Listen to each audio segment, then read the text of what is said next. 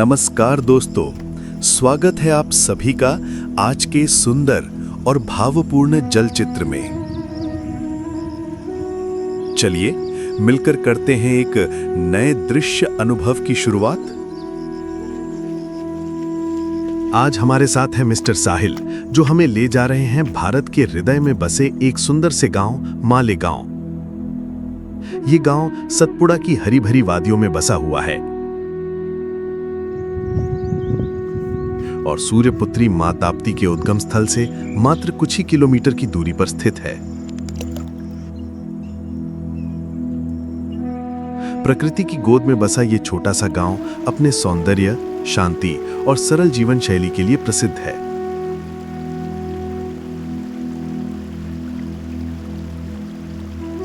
यहाँ की ताजी हवा, हरियाली से ढकी पहाड़ियां और वहाँ के लोगों की आत्मीयता इसे एक अनोखा अनुभव बनाते हैं। तो आइए मिस्टर साहिल के साथ चलें इस रोमांचकारी यात्रा पर, जहां हर मोड़ पर प्रकृति की नई कहानी और संस्कृति की छवि हमारा स्वागत करती है। पिछले कुछ वर्षों से वैश्विक तापमान में वृद्धि के कारण मौसम में काफी बदलाव देखने को मिल रहा है। इसी का असर हमारे गांव मालेगांव में भी पड़ा है। इस साल बारिश का पहला पानी अपेक्षा से पहले ही आ गया, जिससे किसानों ने जल्दी बुआई शुरू कर दी। किसी ने मक्का बोई तो किसी ने सोयाबीन। हमारे साथी मिस्टर साहिल जी ने भी अपने खेतों में मक्का की बुआई की थी, लेकिन दुर्भाग्यवश बुआई के कुछ ही दिनों बाद मौसम ने करवट ले ली और लगभग 8 से 10 दिनों तक बारिश बिल्कुल नहीं हुई। इस वजह से जो मक्का के बीज जमीन की सतह के पास थे वे तो अंकुरित हो गए, लेकिन जो बीज थोड़ी गहराई में थे वे पर्याप्त नमी न मिलने के कारण सड़ गए। नतीजतन खेतों में पौधों के बीच की दूरी सामान्य से कहीं ज्यादा हो गई है। इसी समस्या के समाधान के लिए आज हम सब अपने साथी साहिल के साथ उनके खेत में आए हैं, मक्का के खेतों में थुंगे लगाने के लिए। यानी जहां जहां मक्का का बीज अंकुरित नहीं हो पाया है वहां दोबारा बीज बोना, ताकि पौधों की दूरी संतुलित हो और फसल बेहतर हो। तो आइए हम सब मिलकर फिर से मेहनत करते हैं और साहिल के खेतों में हरियाली लौटाने का संकल्प लेते हैं।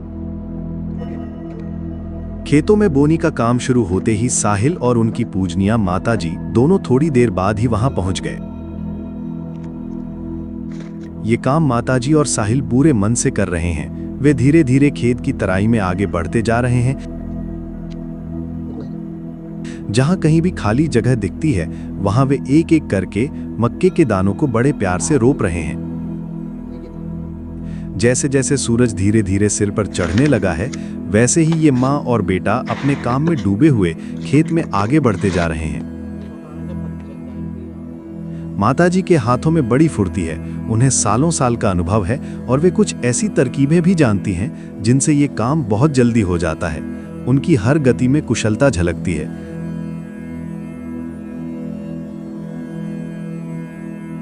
साहिल भी मां से सीखते हुए हर दाने को सावधानी से धरती की गोद में सुला रहा है।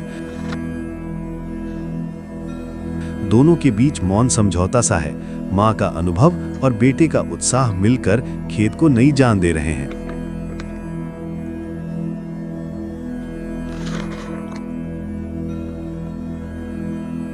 माताजी की बुआई का काम तेजी से पूरा होता जा रहा है। वहीं साहिल ने अपना काम ठीक से किया है या नहीं, ये देखने के लिए माताजी खेतों में घूम घूम कर निरीक्षण करती हैं। अगर कहीं कोई कमी नजर आती है तो वे तुरंत बुआई को पूरी तरह सही करने की सलाह भी देती हैं।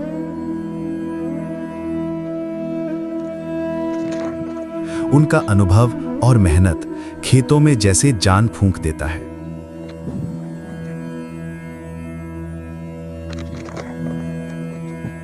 बहुत सारी मेहनत और खेत में काम करने के बाद साहिल को जोरों की भूख लग जाती है। तब वो अपने हाथ धोकर खाने के लिए खेत की मेड़ पर लगे एक छोटे से सगुन के पेड़ के नीचे बैठ जाता है। हर दिन की तरह आज भी वो अपने साथ मूंग, बाजरा और उड़द के आटे से बनी रोटियां लाया है।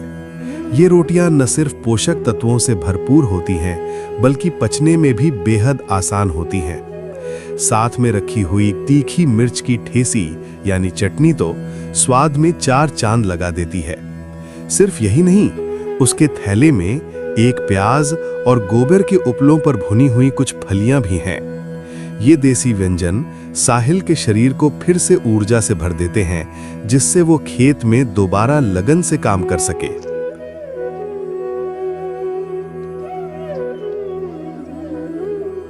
जब तक साहिल अपने पेट की पूजा कर रहा है, चलिए हम सब चलते हैं माता जी के पास और देखते हैं कुछ देसी सर्वाइवल टूल्स। माता जी के हाथों में अब भी वो पुराना हुनर जिंदा है। बिना किसी मशीन के सिर्फ खेतों और जंगल के सामान से वो ऐसी चीजें बनाती हैं जैसे प्रकृति ही उनकी दुकान हो और साधन भी। आज भी वो सागुन के हरे भरे पत्तों को लेकर कुछ खास बना रही हैं। कुछ पतली पतली लकड़ियां, कुछ ताजे पत्ते, इन सबको वो अपने अनुभव और कलाकारी से इस तरह जोड़ रही हैं जैसे कोई मूर्तिकार मूर्ति गढ़ रहा हो। धीरे धीरे इनका आकार साफ होने लगता है। ये तो एक प्राकृतिक छाता बन रहा है। लो हो गया तैयार। माता जी की सधी हुई आवाज में संतोष झलकता है।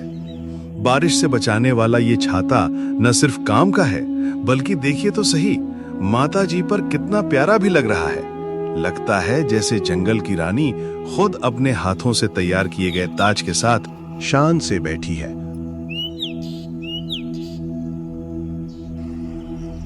अचानक तेज बारिश शुरू हो गई। खेती का थोड़ा हिस्सा अब भी बोने से बाकी था। बारिश की परवाह किए बिना साहिल ने वहीं बची हुई जमीन में जल्दी जल्दी बीज रोपने शुरू कर दिए। पानी की बौछारें उसके चेहरे और कपड़ों को भिगो रही थीं, लेकिन साहिल तो अपने काम में डटा रहा। बीज बोने के बाद साहिल पूरी तरह भीग चुका था। सिर से पांव तक मिट्टी में सना हुआ और मेहनत से थका हुआ। थोड़ी राहत पाने के लिए वो पास की नदी की ओर चल पड़ा। जैसे ही वो पानी में उतरा, उसकी थकान मानो बह गई। ठंडी ठंडी लहरों में कूदते फांदते हुए वो बच्चे जैसा खिलखिलाने लगा और नहाने का पूरा मजा लेने लगा। आज के लिए इतना ही दोस्तों, और ऐसे ही वीडियो देखने के लिए चैनल को सब्सक्राइब कर लो यार। अगर आपने सब्सक्राइब किया है तो मिलते हैं अगले वीडियो में। तो अलविदा दोस्तों।